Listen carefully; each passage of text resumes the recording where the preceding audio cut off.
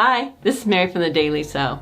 This video is a really quick reference of the back stitch, which is one of the strongest hand stitches, and a variation of the back stitch, the prick stitch, which is a small but mighty stitch usually used for inserting zippers. So if you're ready, let's go. Okay, this stitch is the back stitch. You'll have two pieces of fabric that you want to sew together. The stitches worked if you're right-handed from right to the left, and if you're left-handed from left to the right. You will lay the two pieces of fabric right sides touching. Your thread should not be too long, and it should be knotted, single strand. If it's really long, it will tangle as you sew. So this is going to be my seam line, and instead of starting a little ways in, I'm going to start even a little more ways in from the start of my seam line. I come up from the back to the top, straight up through it.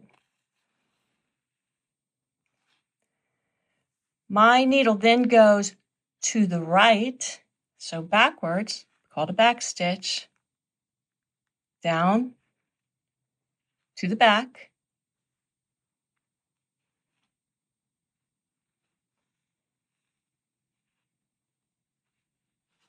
and on the back, it's going to hop over my knot and come over to the left about the same distance that it went backwards. Now it's going to go forward, so it's one long stitch on the back. I am making this a little bit bigger just to show up on camera better. Okay. Also want to get it in a line. Okay. So now I've come back up over from the beginning of the first stitch, the original point. Then I'm going to put my needle back down where the first stitch started or ended, whichever way you want to look at it. And it's going to go to the back. Just straight to the back.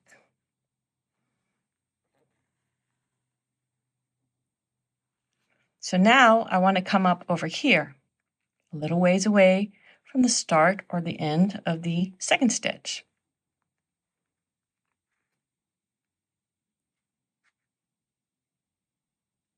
And again, I want to keep it on my seam line. Okay, so I'm coming from the back to the front. And again, I'm going to go back down where the last stitch ended or started to the back. Again, I'm going to come up over past the last stitch and back down at the start of the last stitch.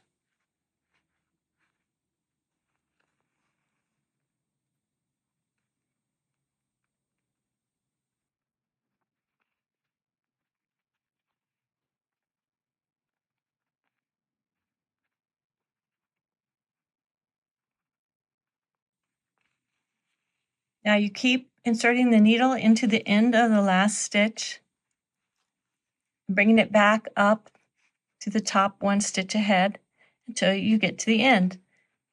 You never want to pull the thread too tight, or you will leave puckers in the fabric, and that'll show on the seam. This stitch, the back stitch, is one of the strongest stitches, hand stitches, which makes it perfect for mending seams, especially in places that might easily tear, under the arms, the crotch, anything that has a lot of strain, center back seam. And also, of course, in places that maybe you can't get your machine to reach, your sewing machine to reach, if you just need to do a quick mend or a repair on a garment. This is a great, great stitch to know, super strong. And the reason being, it's basically like a machine stitch. It's making a little loop and chain. So the front, this looks like a series of running stitches all bunched up together, and on the back, they overlap each other. When you get to the end of your seam, you're going to take a knot. I'm going to go to the back, so it looks like I finished that stitch. I'm gonna just take a knot, make a knot.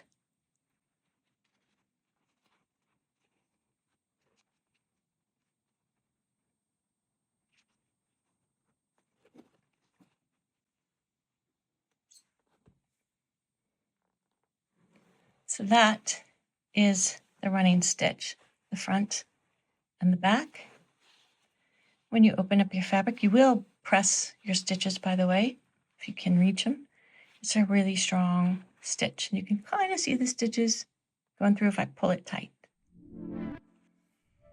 This is the prick stitch. The prick stitch, if you're familiar with the back stitch, is very similar.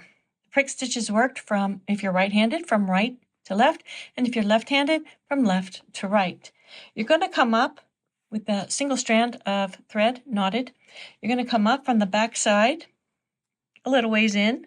All right, so you bring your thread up from the back. See, it's straight, and your knot's going to lay there. Your first stitch is going to go the opposite direction of what you're working. If I'm working from right to left, I'm going to go back to the right, backwards.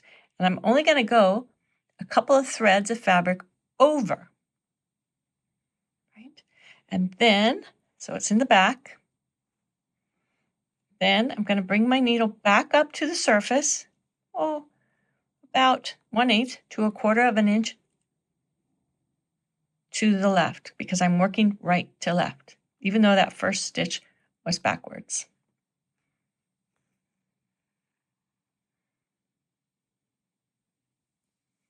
And I want the stitch to lay on the surface. I don't want to pull too tight or it will pucker. And then again, I come up through the surface. Again, my first step is to go backwards. And I'm just going to go a couple of threads backwards. And then, so I'm on the back. The needle is going to come over in the correct direction, the direction forward for this right-handed person. Comes over a little ways, over 1/8 to 1/4 of an inch away, ideally, depending on your situation. Again, I'm going to go backwards just a couple of threads.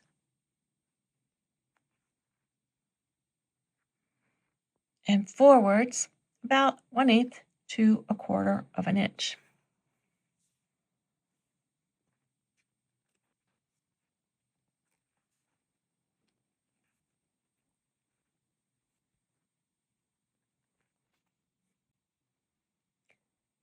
Because it has these tiny surface stitches, it's ideal for hand setting in center back zippers or any non-invisible zipper that you're going to have a centered zipper, not a lapped zipper. It's really strong because even though these stitches on the top are tiny, on the back, you're making a chain of stitches, and it keeps it really tidy.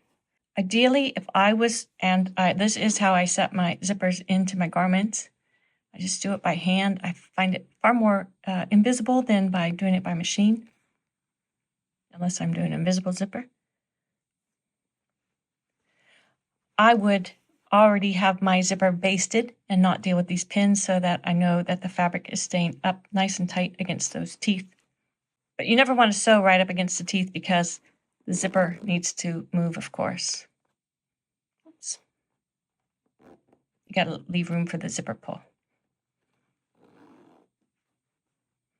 When you get to the end of where you want to do this stitch, you will bring the needle to the back side.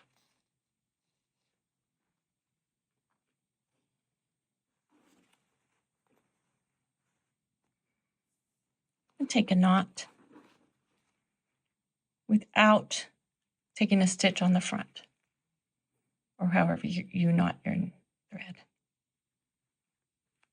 My thread is knotting on its own. There you go.